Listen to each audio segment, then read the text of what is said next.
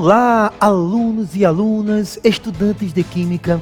Neste momento, iremos estudar a Estação de Tratamento de Água, ETA. E para atingirmos esse objetivo, iremos utilizar uma pequena animação de grande qualidade para que fique mais viável a nossa compreensão. Sendo assim, observe o início do processo de tratamento de água, no qual nós estamos captando a água que será tratada. Primeira etapa, captação. A água que usamos para as mais diversas atividades do nosso dia a dia, do nosso cotidiano, como tomar banho, escovar os dentes, lavar os pratos, regar o jardim. Essa água é captada dos rios, lagos e represas por meio de bombas. Então aqui você encontra esta animação ilustrando a captação da água de um rio. Detalhe, na captação, essa água vem com folhas e galhos, lodo, bactérias e muita sujeira. Para ficar pura, sem gosto, sem cheiro, sem cor, ela passa por um processo de limpeza que dura cerca de 3 horas. Então aqui estamos observando que entre a captação até o processo final de tratamento dessa água, uma média de 3 horas para fecharmos esse processo. Aqui você encontra a imagem da água realmente suja, água contendo diversas impurezas, e a água é conduzida dos reservatórios onde é feita a captação. A água é levada por grossas tubulações, também chamadas adutoras, para as estações de tratamento de água conhecidas simplesmente como ETA. Agora observe, no processo de captação, de transporte dessa água, você pode encontrar obstáculos. Se você encontra obstáculos, por exemplo, a estação de tratamento de água está em um local com altitude bem acima da altitude onde a água foi captada. Caso existam morros ou outros obstáculos pelo caminho, estações elevatórias se encarregam de bombear a água terreno acima. Então, o uso das estações elevatórias também faz parte do processo de captação e consequente transporte da água do ponto de captação até o local onde haverá esse tratamento. Então temos aqui a água sendo transportada e finalmente a água chega na bacia de tranquilização. Então, após captação, alunos, escutem, após captação, nós temos, segunda etapa, bacia de tranquilização. Qual o objetivo da bacia de tranquilização? Ao chegar à estação de tratamento de água, a água bruta normalmente encontra-se sob forte pressão, isso mesmo. A água é bombeada com alta velocidade, com grande pressão, e a água não pode entrar na estação com toda essa velocidade, com toda essa pressão. Por isso, diz aqui o texto, ela passa primeiro por uma bacia de tranquilização. Atenção, aluno, esse trema que você encontra aqui é porque esse material que estou usando, ele foi elaborado há mais de 15 anos e eu não consegui interferir nessa digitação com esse trema. Mas vamos dar sequência. Em função dessa alta pressão com que a água chega à estação, é necessário passar inicialmente pela bacia de tranquilização. O objetivo dessa bacia de tranquilização é justamente reduzir a velocidade da água, reduzir a pressão da água. É importante que você observe que nós temos umas grades que farão a primeira etapa de limpeza dessa água. Então note, na bacia de tranquilização, nós temos a água sofrendo um processo inicial de limpeza. Ela passa por grades que retêm os detritos sólidos maiores, como troncos, galhos de árvores e até peixes ou outras possibilidades de animais que vinham nesta água, são retidas ainda na bacia de tranquilização, através dessas grades que você aqui observa. Temos aqui a ação da bacia de tranquilização, e eu quero que você observe esse material lançando algum aditivo químico à água. Atenção, aluno. Ainda nesse tanque de tranquilização, dosadores jogam cloro para matar vírus, bactérias e outros micro-organismos, e dissolver metais também presentes na água. O professor, mas eu acreditava que a adição de cloro seria já o processo final. Escute, aluno, o que você nota é que assim que a água chega à estação, já existe uma adição de cloro para eliminar vírus, bactérias, diversos micro-organismos. Logo que a água chega à estação, lá no final do processo de tratamento, é feito realmente um novo acréscimo de cloro, né, para garantir que a água transportada às residências chegue com certo teor de cloro, conservando a eliminação de vírus, bactérias, micro-organismos. Mas notem, sim, que o cloro já começa a ser adicionado assim que a água chega. E atenção, essa adição de cloro pode acontecer de duas maneiras. Por exemplo, pode ser utilizado o cloro gasoso. Sim, Cl2. Pode sim ser utilizado o cloro seco gasoso adicionado à água, pode. Mas é muito comum a adição de cloro acontecer via hipoclorito de sódio, NaClO. NaClO. Em linguagem moderna, muitos livros já escrevem NaOCl. NaClO, NaOCl, hipoclorito de sódio é a maneira mais comum de você fornecer cloro no tratamento da água. O hipoclorito de sódio é um sal que sofre reação química, liberando o cloro paulatinamente, gradativamente. Então note a adição de cloro logo no início do processo. Lembrando, hipoclorito de sódio, NaClO, é um dos materiais mais utilizados nessa adição de cloro. Então você continua aqui observando a adição de cloro, ainda na bacia de tranquilização, e note que a água vai avançando para o interior da estação, e teremos agora o início do processo de floculação. Atenção, aluno! Na terceira etapa do processo, porque a primeira etapa é a captação. A segunda etapa é a bacia de tranquilização, assim que a água chega na estação de tratamento. Terceira etapa, a floculação. Na terceira etapa do processo, a água passa por canais de coagulação, onde recebe sulfato de alumínio. Atenção! Quando o texto aqui coloca sulfato de alumínio líquido, vamos corrigir esse texto. Sulfato de alumínio aquoso, que significa o sulfato de alumínio está dissolvido em água, homogêneo com água. Recebe uma solução aquosa de sulfato de alumínio. Estou aqui corrigindo esse texto. O sulfato de alumínio, a fórmula é Al2SO4 É importante, aluno, que você conheça a fórmula química do sulfato de alumínio. Al2SO4. Agora observe, na verdade o sulfato de alumínio que é adicionado, ele será convertido, ele será transformado em outra substância, que é o hidróxido de alumínio.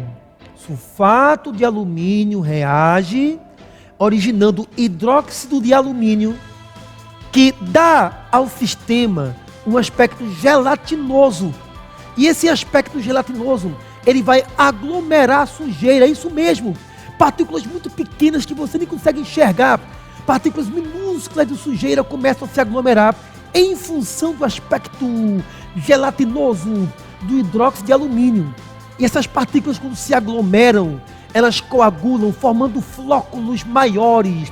Daí o termo floculação, porque a sujeira vai se aglomerar formando flóculos. E esses flóculos têm alta densidade E por apresentar alta densidade, o flóculo vai para o fundo do tanque. Então a floculação, realizada com sulfato de alumínio, que se converte em hidróxido de alumínio, aspecto gelatinoso, permitindo que a sujeira se aglomere, formando flóculos. Aqui temos o transporte da água. Atenção! Nos tanques floculadores, motores agitam a água em velocidade controlada e ajudam na aglutinação das partículas sólidas suspensas na água, formando flóculos maiores. Daí o nome processo de floculação. Professor, por que é tão importante a formação desses flóculos? Porque essas partículas que estão suspensas na água, elas demorariam muito tempo para decantar, muito tempo para sedimentar. Isso mesmo, é necessário esperar as partículas sólidas descerem para o fundo do tanque, para o fundo do recipiente. Só que isso demora muito tempo. Então a floculação, com a ajuda de motores, irá acelerar a descida, a sedimentação do material sólido. E observe aqui o motor girando em velocidade controlada a água para permitir essa aglutinação com maior velocidade, permitindo que o processo não demore tanto tempo, porque é necessário tratar a água. Atenção! Seguindo o processo de floculação, então escute, aluno, na floculação, nós precisamos fazer com que a sujeira se aglomere formando flóculos. Mas esses flóculos têm que descer. Esses flóculos precisam decantar. Então vem a etapa chamada decantação. Primeira etapa, captação. Segunda, bacia de tranquilização. Terceiro, floculação. Quarta etapa, decantação. Não esqueça a sequência. Decantação.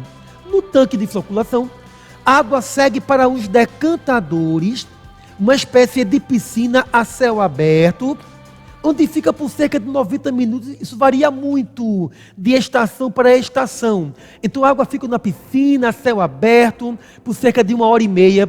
Esse é o tempo necessário para que os flocos se depositem no fundo, livrando a água, não de toda, mas de boa parte de suas impurezas sólidas, os tanques de decantação, os decantadores, onde você deixa a água quieta. Escute, para que haja a descida, a decantação, a sedimentação, você tem que deixar a água parada, a água quieta, para que haja o acúmulo da sujeira no fundo do tanque. Não pode agitar a água nos tanques decantadores. Ora, a água na superfície está mais limpa que a água na parte inferior. Então, a água da parte superior, ela é transportada por tubulações para a próxima etapa. Você está vendo aqui essas tubulações transportando a água. Escute, antes do transporte dessa água, observe bem aqui, os decantadores possuem pás que arrastam o lodo formado no fundo. Como eu estava falando quase agora, na superfície, a água está mais limpa que no fundo. Inclusive, no fundo, há a formação de um lodo. E esse lodo tem que ser retirado. Diz então o texto, os decantadores possuem pás que arrastam o lodo formado no fundo para o centro do tanque. A cada 2 horas, em média, isso varia de estação para estação, essa sujeira é bombeada para um canal de esgoto. Escute, aluno, graves problemas existem quando uma estação não tem esse dispositivo para recolher o lodo. Graves problemas acontecem, a eficiência do tratamento de água é comprometida se não tivermos essas pás para retirar o lodo. Essa etapa de retirada do lodo é importante, até para que possamos em seguida retirar a água da superfície mais limpa. É sim necessário retirar a cada 2 horas em média este lodo.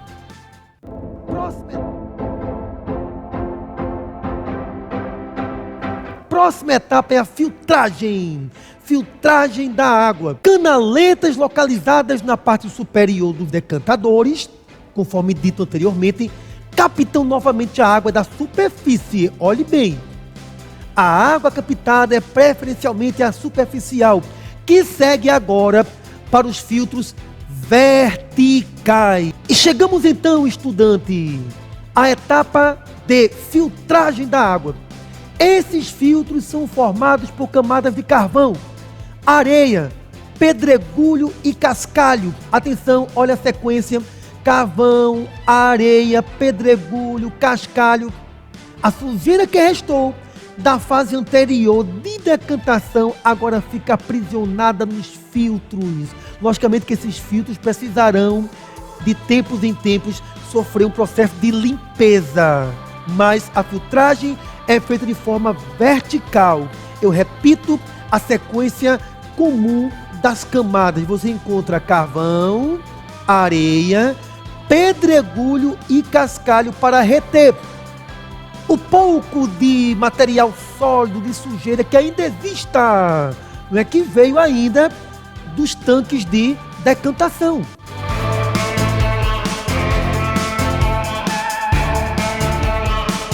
Ainda falando sobre a filtragem, filtros, diversos filtros, e aluno escute, as questões de química que falam sobre esse tema apresentam muita questão visual. Então é importante que você note aqui o formato desses tanques onde ocorre a filtragem.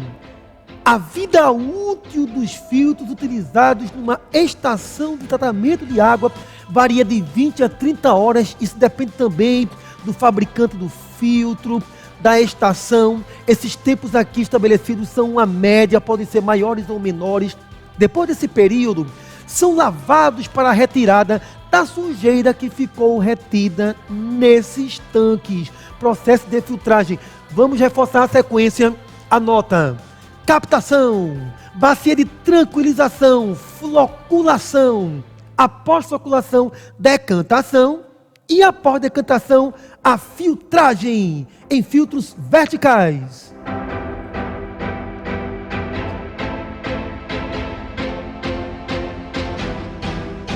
Então temos agora a etapa de desinfecção. O que faremos na desinfecção? Eu creio que o nome já diz tudo. Depois da filtragem, o tratamento está quase finalizado. Na última etapa, a água passa por 3 processos distintos. E são processos que complementam o tratamento: cloração, logicamente adição de cloro; alcalinização, torna a água mais alcalina, menos ácida; e fluoretação. Então, a fase final é a desinfecção, fase final do tratamento, porque após a desinfecção, teremos então a distribuição, mas ainda no tratamento da água, temos desinfecção. Observe aqui o perfil da etapa final, as 3 etapas de tratamento.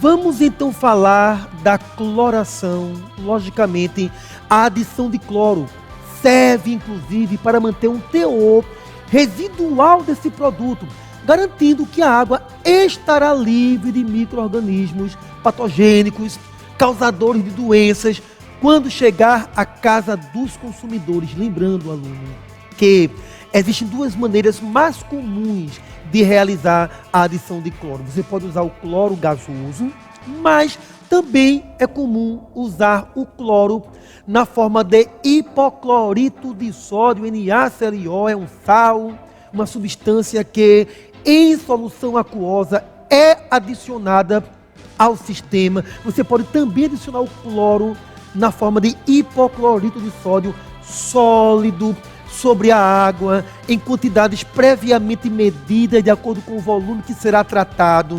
Mas é importante lembrar: hipoclorito de sódio, NaClO ou até mesmo Cl2 podem ser usados no processo final de cloração.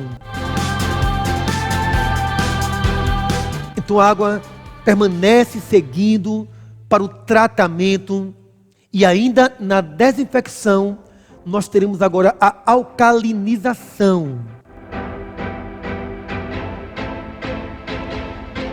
Falando então sobre a alcalinização, Ela é feita com a colaboração de cal. Cal, minha gente, é CaO, óxido de cálcio.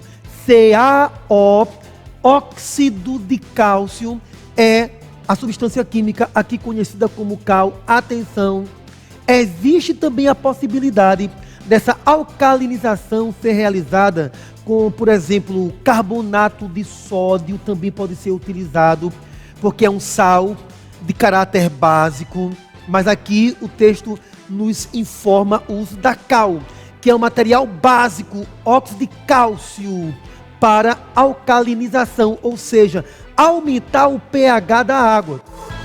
Porque no processo de tratamento, a água pode tornar-se acidificada. E para combater o excesso de acidificação da água, você faz a alcalinização, que é aumentar um pouquinho mais o pH dessa água. Isso irá evitar a corrosão dos canos da rede de abastecimento. Isso mesmo, se a água tiver com intensa acidez, haverá uma rápida corrosão das tubulações. Alcalinização, aumentar o pH da água. E temos aqui ainda, dentro da desinfecção, a fluoretação. O flúor é adicionado à água para prevenir cáries na população. Atenção, é importante que você saiba, quando ele fala adicionar flúor, é adicionar um sal que tem flúor em sua fórmula química. Então, a fluoretação não é simplesmente pegar o flúor, que é um gás. O flúor é um gás perigoso, inclusive agressivo. O flúor colocado na água é um sal que tem flúor em sua estrutura. E esse flúor é acrescentado justamente para prevenir cáries na população. Finalizando então a desinfecção, vamos para a distribuição. A água é acumulada em reservatórios e é transportada para outros locais, outros tanques, que são localizados próximos às residências nos bairros. Temos aqui então uma imagem importantíssima falando sobre a distribuição. Em seguida, após o seu tratamento, a água é levada por grandes tubulações para reservatórios elevados nos bairros de onde é distribuída a população. Então a água é bombeada para reservatórios que ficam elevados e depois a água é redistribuída para as casas sob pressão devido à queda d'água, gerando pressão para que a água possa fluir para as residências. É o processo de distribuição posterior à desinfecção, que é o final do tratamento da água.